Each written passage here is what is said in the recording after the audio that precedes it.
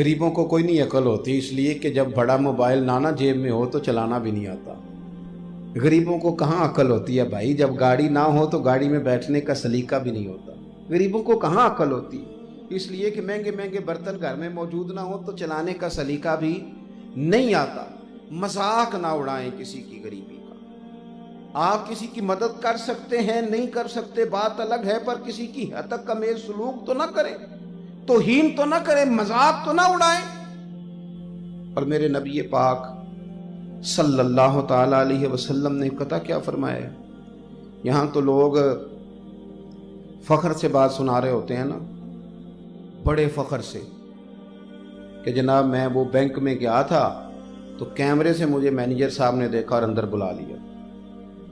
وہ صاحب میں تو فلاں دفتر گیا ہوں تو فٹافٹ سب عملہ متحرک ہو گیا اور جلدی سے لوگوں نے مجھے دعوت دے لی اور میں اندر چلا گیا۔ یہاں تو امیر بندہ بطور فخر یہ بات بیان کرتا ہے نا، مالدار ہے نا، جیب میں پیسے ہیں، اور جسے کر دانے او دے کملے بھی سیانے، بھئی تیرے پاس پیسے ہیں نا تو یہ تیری جیبوں کی عزت ہو رہی ہے۔ تو فخر سے سناتا ہے کہ سب لائن میں لگے تھے اور جیسے ہی مینیجر صاحب نے دیکھا تو پھر یہ ہنسا انہیں دیکھ کے کہ تم کھڑے ہو نا لائنوں میں تو دیکھ لو ماں بدولت کو آواز آ گئی، میں تو اندر جا رہا ہوں۔ لیکن سنو نبی کریم نے کیا کہا، یہاں تو تم نے یہ کہا نا کہ یہ لائنوں میں کھڑے تھے اور میں چلا گیا۔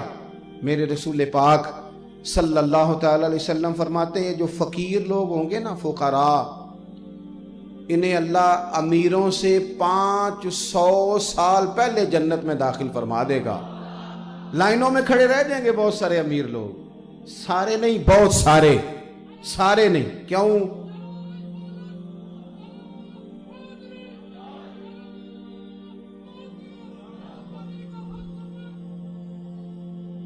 تو میرے عزیز یہ یاد رکھیں گے آپ کہ سارے نہیں، بہت سارے، اس لیے کہ کچھ دولت مند ایسے بھی ہوں گے جو بڑی جلد جنت میں جائیں گے، جیسا کہ حضرت عثمان غنی، جیسا کہ حضرت عبد الرحمن ابن عوف، اور وہ بھی ہوں گے جو جنتیوں کے امام بنیں گے، جیسا کہ سیدنا ابو بکر صدیق رضی اللہ تعالی عنہ۔ لیکن یہ کہ مذاق نہ اڑایا جائے، اس چیز کو کسی کے لیے باعث توہین نہ جانا جائے۔ میں نے دیکھا ہے لوگ، وہ ہمارے گاؤں میں ایک شخص اللہ تعالیٰ انہوں نے دولت دے دی، پیسے دے دیے، تو پھر وہ نا ہر شخص سے پوچھتے تھے جوتے کتنے کے لیے، یہ سویٹر کتنے کا خریدا ہے، جرسی کتنے کی لی۔ میں تو کل گیا تھا وہاں، بس وہ میں نے تو وہ ٹیگ دیکھا ہے اور جتنے پیسے لکھے تھے، میں تو تم نے ویسے کتنے کی لی۔ اب ذہن میں خیال آتا تھا کہ میں نے تو لے لی، یہ کیسے لے سکتا ہے۔ تو ہمارے ایک دوست تھے، وہ جب بھی ان سے پوچھتے نا کتنے کے جوتے لیے تو وہ کہتے میں نے تو 5000 کے لیے۔ اب وہ میں ان سے کہتا کیوں جھوٹ بولتے ہو یار، تم نے کہا یہ تو 700-800 کا ہے، آج سے 15-20 سال پہلے کی بات کر رہا ہوں، کیوں جھوٹ بولتے ہو؟ کہتے تم نے اس کے تیور نہیں دیکھے، میں نے 5000 کا ہے تو پریشان کتنا ہو گیا کہ میں امیر آدمی ہوں، اس کے پاس 5000 کیسے آ گیا، یہ تو جوتے مہنگے صرف میرا ہی حق ہے، یہ شاید مہنگا لباس فقط میں نہیں پہننا ہے۔ نہ کریں ان چیزوں کو باعث عزت نہ بنائیں۔ حضرت میاں محمد بخش صاحب رحمۃ اللہ علیہ کو ایک شخص تانگے پہ بٹھا کے لے گیا تو جا کے رستے میں کہنے لگا حضور یہ زمین بھی میری ہے، وہ بھی میری ہے، ادھر بھی میری ہے، ادھر بھی میری ہے۔ اور دیر تک ہر بندہ نہیں متاثر ہوتا دولتوں سے، ہر ایک کو نہیں بھاتی جائیدادیں۔ تو میاں صاحب تھک گئے، اس سے کہنے لگے میاں بس بھی کر، ٹھیک ہے یہ سارا کچھ تیرا ہے، بس 2 سوال پوچھنے ہیں، جواب دے دے۔ کا حضور پوچھئے۔ فرمانے لگے ایک تو یہ بتا دے کہ یہ زمین تجھ سے پہلے کس کی تھی، اور دوسرا یہ بتا دے کہ یہ تیرے بعد کس کی ہوگی۔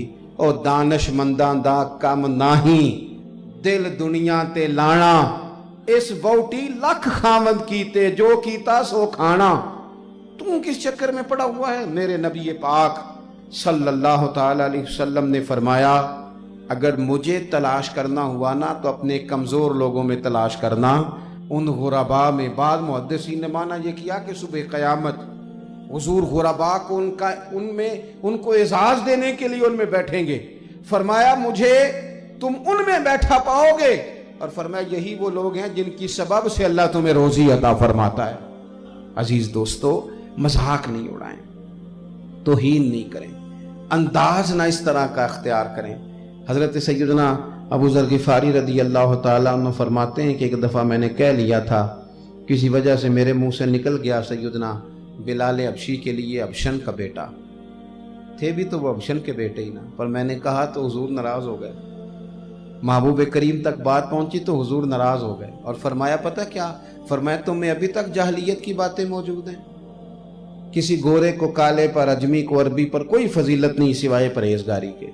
آپ فرماتے ہیں میں نے حضرت بلال سے معافی بھی چاہی اور ان سے کہا اپنا پیر میرے سینے پہ رکھو تاکہ میں بتاؤں جب ابشن کا بیٹا کلمہ پڑھ لے تو مدینے والے اسے کتنی عزت عطا فرما دیتے ہیں۔ کسی شخص کی توہین اپنے انداز میں لوگوں، اپنے لہجوں میں لوگوں کے لیے پیار پیدا کریں۔ حضرت عبداللہ ابن مسعود رضی اللہ تعالیٰ عنہ صحابی ہیں، اور اتنے خوبصورت صحابی ہیں کہ نبی پاک صلی اللہ علیہ وسلم نے فرمایا کہ عبداللہ ابن مسعود اسی طرح قرآن پاک پڑھتے ہیں جس طرح میرے اوپر نازل ہوا تھا۔ حضور نے فرمایا ان سے قرآن سیکھا کرو، اور جناب علی المرتضیٰ شیر خدا رضی اللہ تعالیٰ عنہ فرمایا کرتے تھے کہ عبداللہ ابن مسعود رضی اللہ تعالیٰ عنہ کا قرآن مجید ایسا ہے جو دل کو لبھاتا ہے، مزہ آتا ہے ان سے تلاوت سننے کا۔ پتہ کیا فرمایا کرتے تھے؟ فرمایا کرتے تھے انسان تو انسان رہے، مومن تو مومن رہے، مسلمان تو مسلمان رہے۔ فرمایا کرتے تھے میں نے تو کبھی کسی کتے کا بھی مذاق نہیں اڑایا، اس بات سے بھی ڈرتا ہوں کہ کہیں مالک اس کی بھی سزا نہ دے۔ ہمارے اسٹیجوں پر میں نے یہ حال دیکھا ہے کہ مقدس ہستیوں کا مذاق معاذ اللہ، لہجہ اس طرح کا، انداز اس طرح کا، وہ بات کر رہے ہیں حضور کی اولاد کی، اصحاب کی، اور کسی ایک جگہ چھپ کے وہ دوسرے کے بارے میں اس طرح کا لہجہ اختیار کر رہے ہیں، اس طرح کی زبان اولیاء اللہ کے بارے میں استعمال کر رہے ہیں جو بازاری ہوتی ہے، جو عام شرفاء بھی استعمال نہیں کرتے، وہ لوگ بڑے لوگوں کے بارے میں استعمال کر رہے ہیں۔ اور جب وہ مذاق اڑاتے ہیں اور جب وہ اللہ کے نیک بندوں کے بارے میں لہجے کے اندر بے ادبی پیدا کرتے ہیں تو بجائے ان کو سمجھایا جائے لوگ اس کا بھی لطف لیتے ہیں، کہتے ہیں آج تو مزہ آ گیا، آج تو کمال کر دی، آج تو کیا نقطہ بیان کیا۔ اور خدا کے بندو، اسلام تو سنجیدہ لوگوں کا دین ہے، یہ تو خوبصورتیاں بیان کرتا ہے، اور آپ کسی شخص کا کسی انداز میں بھی، حتیٰ کہ دین نے آر دلانے سے بھی منع کیا، آر بھی نہیں دلائیں گے آپ، نہ کسی کو آر دلائیں گے کہ تو فلاں خاندان سے ہے، نہ اس بات کی اجازت ہے کہ آپ یہ آر دلائیں کہ تو فلاں نے پہلے فلانا گناہ کرتا تھا، اب ہم تجھے نیک کیسے مان جائیں، تو فلاں ہوتا تھا۔ آر دلانے کو ناپسند کیا۔ ہمارے ہاں ایک آدمی کو 20 سال ہو گئے غلطی چھوڑے، 15 سال ہو گئے توبہ کیے، سالوں بیت گئے، اب وہ اللہ اللہ کرتا ہے، وقت پہ مسجد آتا ہے۔ زمین گناہ بھول گئی، حدیث پاک میں موجود ہے، آسمان بھول گیا، فرشتوں کے دفتر سے وہ گناہ صاف کر دیا گیا، پر لوگ بھولنے کو تیار نہیں ہوتے کہ تو فلانا ہوتا تھا، تو فلاں ہوتا تھا۔ نبی کریم علیہ الصلوۃ والسلام نے فرمایا جس نے کسی بھائی کو اس کے گناہ پر آر دلائی، اللہ سزا کے طور پر مرنے سے پہلے پہلے اسے اس گناہ میں مبتلا کر دے۔ کیوں تم نے آر دلائی؟ جب رب تعالیٰ کے ساتھ اس کا معاملہ ہے اور وہ معافی مانگ چکا ہے اور زمانہ جانتا ہے، تم کون ہوتے ہو آر دلانے والے؟ وہ تم تو فلاں ہوتے تھے، یہ بات تمہیں کرنے کی کس نے اجازت دی؟ اور ہمارے ہاں تو باقاعدہ سیاسی جماعتوں نے ورکر تیار کیے جو آر دلائیں گے، پچھلی باپ دادا تک جا جا کے لوگوں کی توہین کریں گے، نقص نکال کے لائیں گے، عیب جوئی کریں گے، لوگوں کی کمزوریاں بیان کریں گے، باقاعدہ سوسائٹی کے اندر ایک دوسرے کے خلاف محاذ کھولے گئے، لوگ تیار کیے گئے۔